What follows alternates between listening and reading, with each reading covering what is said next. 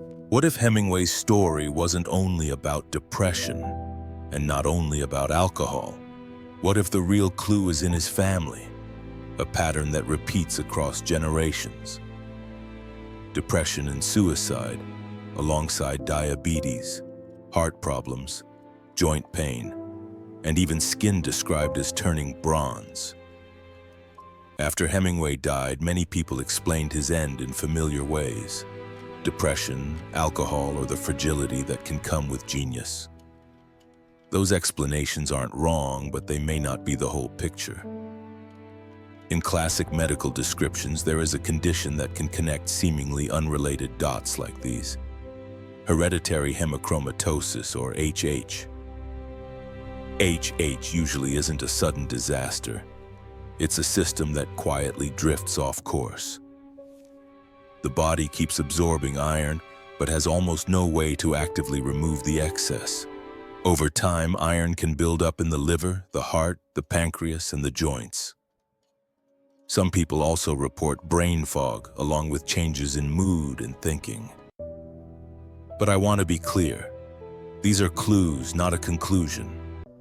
I'm looking at Hemingway as a kind of family medical mystery, and offering only a hypothesis, one that can be tested and also disproven. When someone's suffering spans both the body and the mind, should problems with iron metabolism be part of the differential? Because sometimes what changes a life isn't another psychological explanation. It's a lab test that was never ordered. Ernest Hemingway was a Nobel Prize-winning author, a Pulitzer Prize winner, an adventurer, often seen as the voice of the literary tough guy. But on July 2nd, 1961, he died by suicide in the entryway of his home. Many people explain Hemingway's end through familiar themes: depression, alcohol, or the vulnerability sometimes linked to genius. Those explanations aren't wrong, but they may not be the whole picture. Because if you widen the lens from Hemingway as one person to the Hemingway family as a whole, a more unsettling pattern appears. Depression and suicide were not isolated events. Across generations, there are also recurring clues that don't fit neatly into psychiatry: diabetes, heart problems, joint pain, and even accounts of skin turning bronze. Taken together, these fragments have led some to ask a question worth examining. Not a diagnosis, but a hypothesis. Could an inherited metabolic problem have been quietly shaping outcomes in this family over time? One proposed line of inquiry involves iron overload, conditions in which the body gradually accumulates excess iron, placing strain on multiple organs.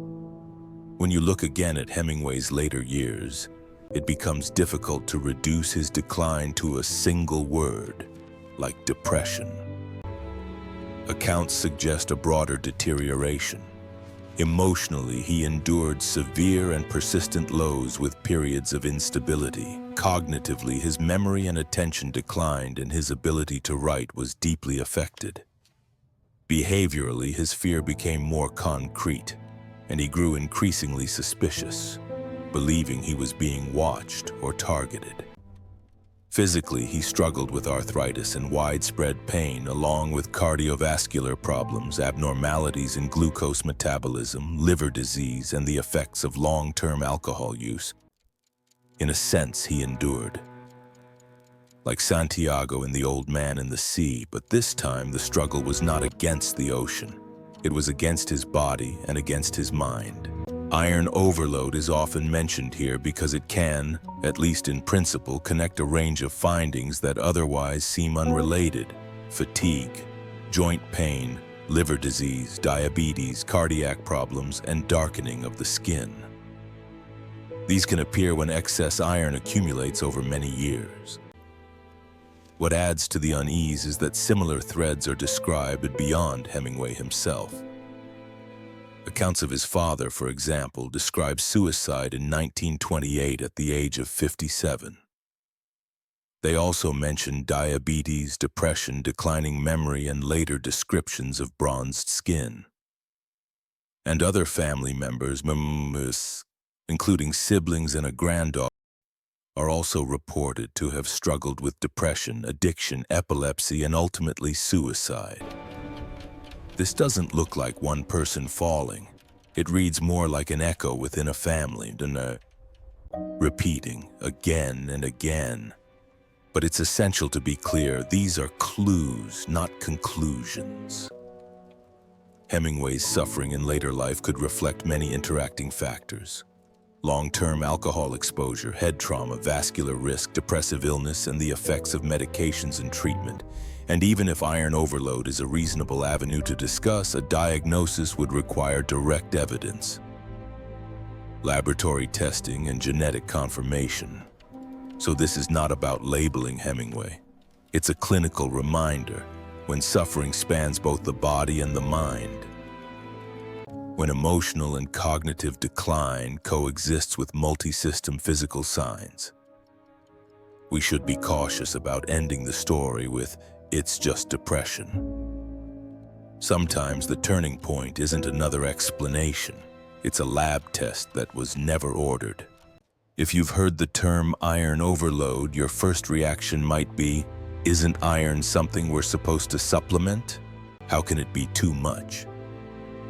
But hereditary hemochromatosis, or HH, is essentially an inherited problem of iron regulation. You can think of it this way. The body's system for managing iron drifts off course. Iron continues to be absorbed, but the body has almost no way to actively remove excess iron. Over time, iron can gradually accumulate in the liver, the heart, the pancreas, the joints, and in some cases, the brain. When that happens, organs may be under chronic stress and injury can develop over years. So why is HH often missed? Because it usually develops slowly and early symptoms can be nonspecific. The most common complaint is simple: persistent fatigue. Some people notice long-term low energy and reduced stamina. Others develop joint pain, often involving certain finger joints, without a clear explanation. Some report reduced libido or other endocrine-related changes. A smaller number describe brain fog, slower thinking, reduced focus, and a sense that their mind isn't as sharp. It's important to emphasize not everyone has every symptom, and these findings are not unique to HH. They need to be interpreted in the context of the whole clinical picture. As iron continues to accumulate, organ involvement can become more apparent.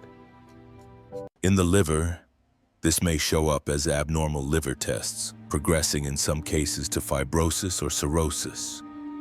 In the pancreas, it can contribute to abnormal glucose metabolism and sometimes diabetes. In the heart, it may be associated with arrhythmias or cardiomyopathy.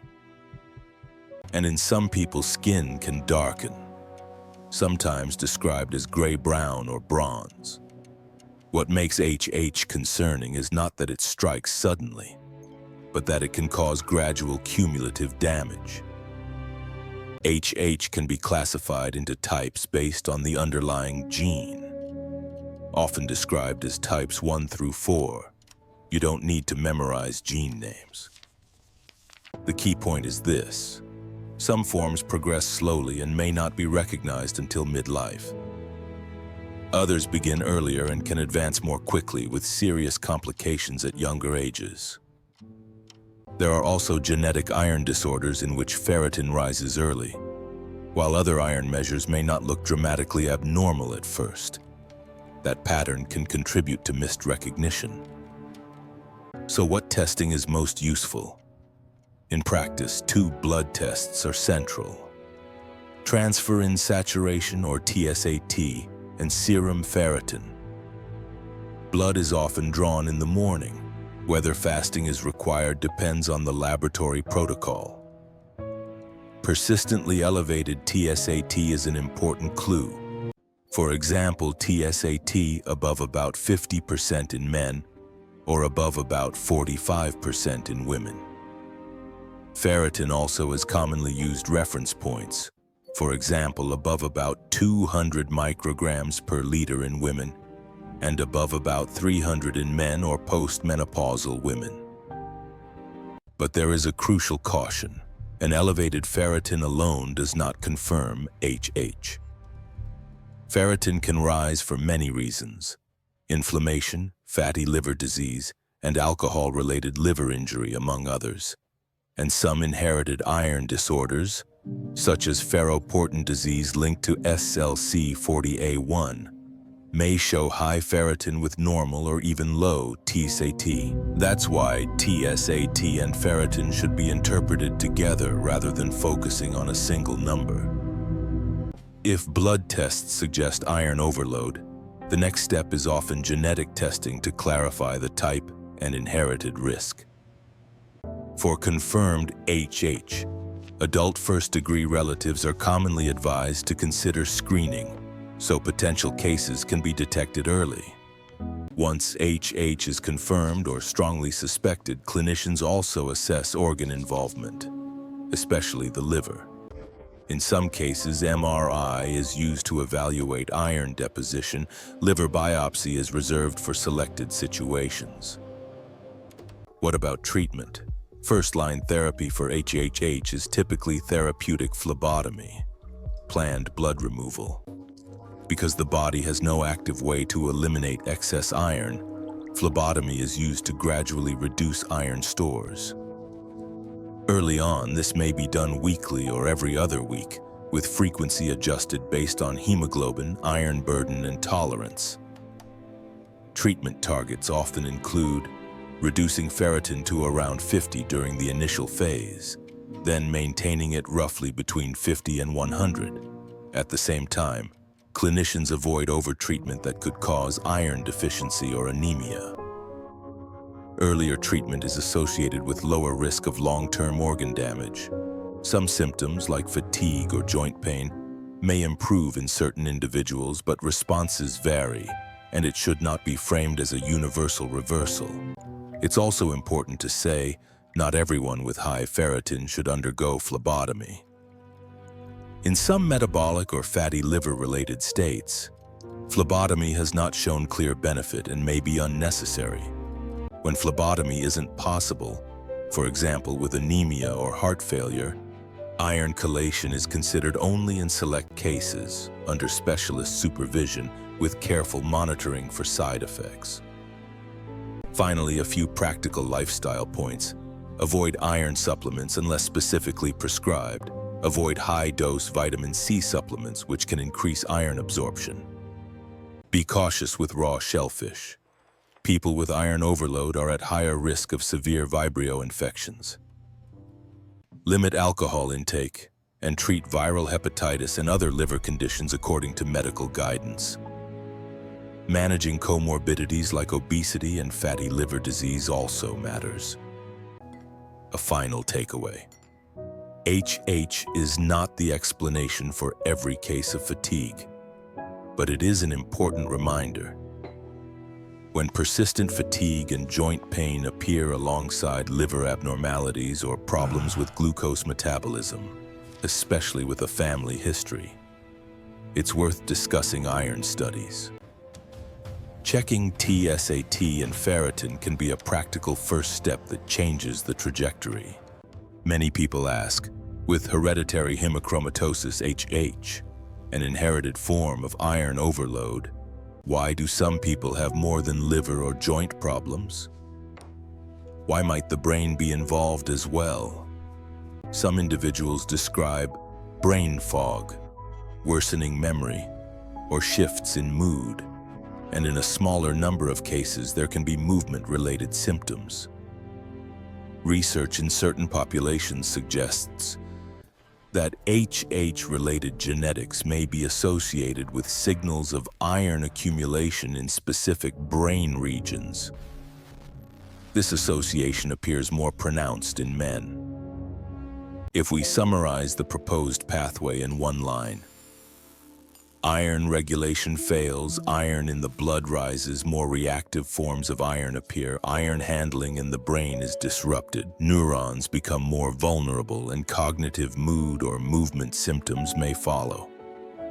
Step 1. The body's iron braking system is impaired. Under normal conditions, the body tightly regulates iron. One signal acts like a brake. It tells the system, enough. Another acts like a gate. It controls how iron moves into the bloodstream. In many forms of HH, the brake is too weak, or the gate does not respond appropriately. Over time, the body absorbs more iron than it should, leading to chronic iron overload. Step 2. More potentially harmful iron appears in the bloodstream. Most iron in blood is normally carried safely by transferrin, like iron packaged for transport. But when iron exceeds transferrin's capacity, a portion may circulate in less controlled forms, often referred to as non-transferrin-bound iron, NTBI.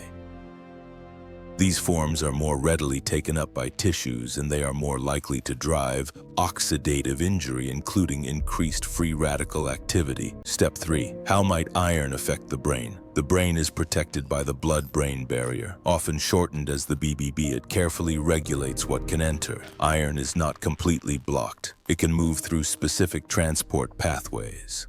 And the brain also has local control mechanisms that help limit iron entry. But when systemic iron overload persists, especially alongside inflammation and other stressors, that regulation may be disrupted. The result can be higher levels of labile or reactive iron within brain tissue. Step 4. How might neurons be injured? A practical way to remember the core mechanisms is 4 categories: oxidative stress, mitochondrial dysfunction, iron-related cell death pathways, and inflammatory amplification. When these processes accumulate, neurons can become more fragile and less resilient. Why do symptoms often cluster into 3 domains? Movement, cognition, and mood. Because some brain circuits naturally handle more iron than others. Regions involved in motor control, for example, may be more likely to show effects when iron regulation is disturbed. Finally, there are 2 important amplifiers: the liver and the endocrine system. If HH is not controlled and liver disease progresses to cirrhosis, changes associated with hepatic encephalopathy can affect attention, cognition, and sleep. Endocrine involvement can also matter.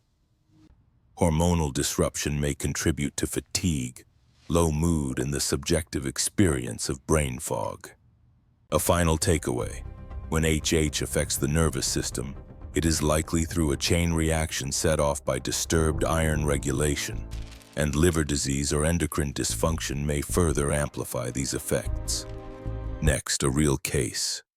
A 48-year-old man. He initially enrolled in a pain management program because of chronic low back pain. Then almost casually he said in class, "My memory has been getting worse." That one sentence shifted clinicians and his family toward a possibility that had been missed for years.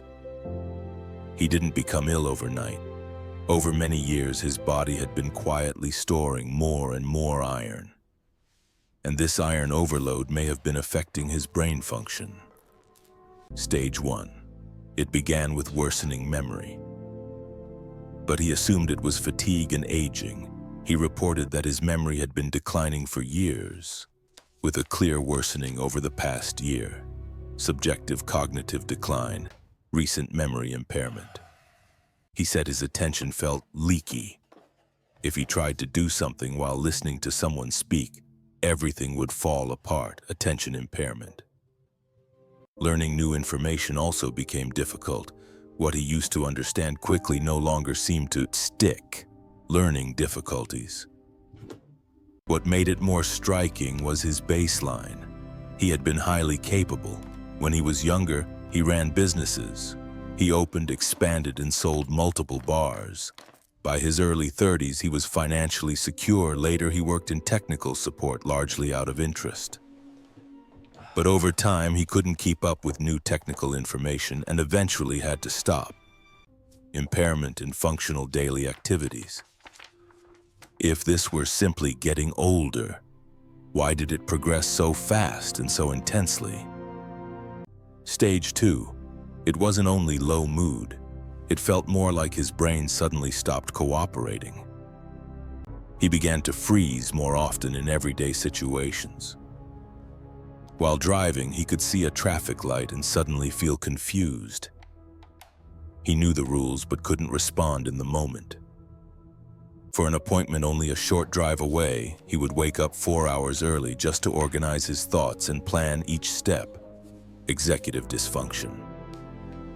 When delivering holiday cards to neighbors, he became disoriented by a sequence of house numbers. Disorientation/situational confusion. Reading became difficult. He couldn't follow the storyline, as if the thread kept breaking. He described it as frightening. Not that he couldn't do things, but that his mind seemed to drop offline. Language began to change too. Mid-sentence, he would suddenly go blank. Word-finding difficulty/naming difficulty. His wife noticed it frequently. He would search for a word and simply couldn't retrieve it. He would stop mid-thought, forgetting what he was saying. Thought interruption/speech flow interruption. In conversation, he struggled to stay focused, and his attention drifted easily. Difficulty sustaining attention during conversation. Stage 3. The most alarming change for the family was his growing suspicion. It felt as if he had become a different person. His wife said he often believed she was deliberately provoking him, trying to catch him making mistakes, hiding things so he couldn't find them, or even setting him up to look foolish. These suspicions weren't occasional, and they didn't appear only on bad days. They were persistent and they strained the relationship. One detail was especially telling. He could accurately say his socks were in the top drawer, but every day he still opened every drawer, searching again and again, as if he couldn't trust what he knew. Dissociation between knowledge and behavior. Possible compulsive checking/repeated reassurance seeking. His wife summarized it simply. He's right, but what he does doesn't match what he knows. A fourth point is crucial. These symptoms were not isolated. Looking back, his body had been sending signals for years. He also had a decade of sexual dysfunction, increasingly widespread joint pain, intermittent nausea, and profound fatigue, the kind that sleep doesn't fix. He had no history of hypertension or diabetes, and no clear cardiovascular or cerebrovascular disease. Kidney imaging was normal, and there was no evidence of nutritional deficiency. He had consumed significant alcohol in his 20s and 30s, but he had stopped drinking years before the cognitive decline became prominent. So alcohol alone did not fully explain what was happening. Stage 5. The turning point was a lab test. His ferritin level was extremely high. After a cognitive assessment, he was advised to return to primary care for further testing. The results came back. Ferritin was as high as 2,300. Genetic testing indicated he was HFEC282Y homozygous.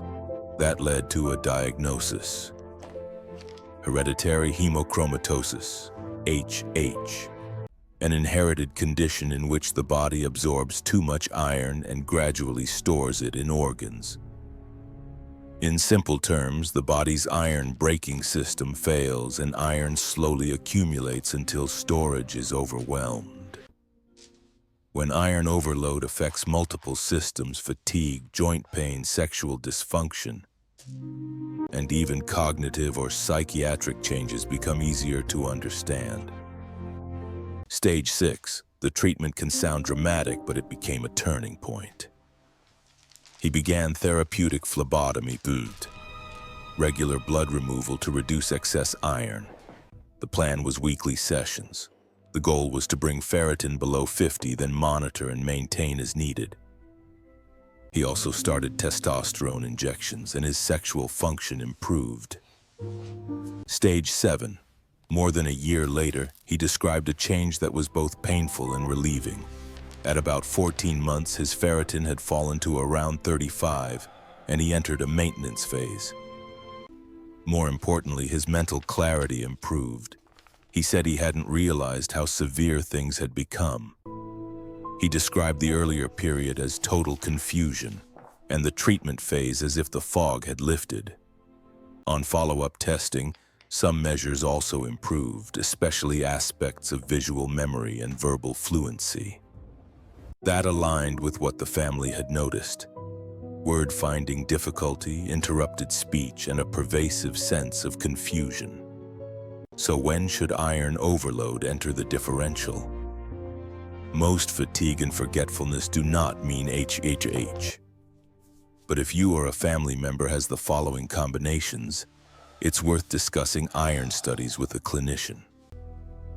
Persistent fatigue plus joint pain, sexual dysfunction or endocrine-related symptoms plus abnormal liver tests, fatty liver or unexplained elevated ferritin, diabetes or impaired glucose tolerance plus heart problems, skin darkening that isn't explained by sun exposure, low mood or depression alongside clear decline in memory and attention, ongoing brain fog and accompanying physical clues, and a family history of unexplained early death, severe chronic fatigue, or early onset liver disease or diabetes. When patterns like these appear, be cautious about attributing everything to psychological causes. Sometimes the key clue is in a lab result that no one thought to check. If you're interested in stories at the intersection of inherited metabolic disorders, IEMS, and mental health, including cases of metabolic psychosis, you can check out the full written version in the Junyi column.